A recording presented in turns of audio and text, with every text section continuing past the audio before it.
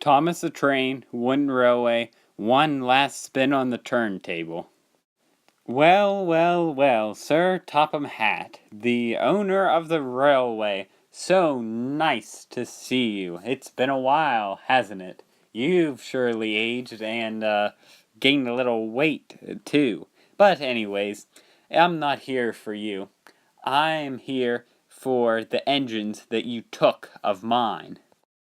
That's a lie, said Sir Topham Hatt sternly. You know those aren't your engines. You took them and just threw them in the scrapyard. What a shame, and to think there are really useful engines in that scrapyard, too.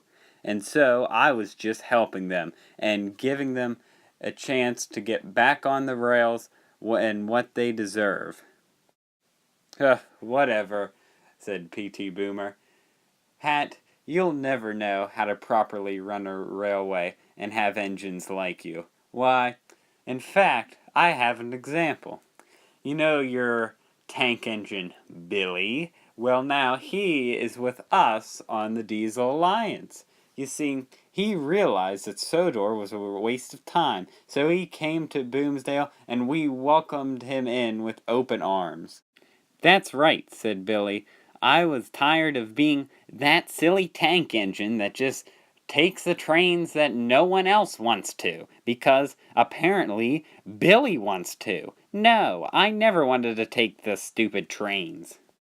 Then P.T. Boomer walked over to Dennis. Oh, well, here's, for an instance, one of the engines you took of mine. Dennis here used to be with us on the Diesel Alliance, but he decided to leave. What a terrible decision, Dennis. You know, I would have provided you with lots of stuff.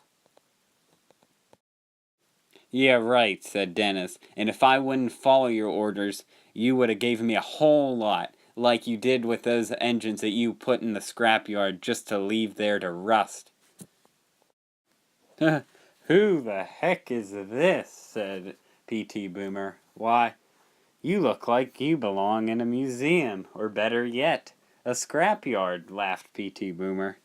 Oh, and then you got this character, the one who Sir Topham Hatt put in the tunnel, but now is out and has the special, coal. You know what? If it was up to me, I wouldn't be giving you coal. All coal is coal. Heck, you're probably just faking it. If I were Sir Topham Hatt, I would have kept you in that tunnel where you belong to rust. Whoa, who are you? Said P.T. Boomer as he walked over to Percy. Percy was almost in tears. Heck, you look like a little green pea. Heh. Well, said P.T. Boomer in a loud voice, walking over to Thomas. Here he is, the number one, Thomas the Train.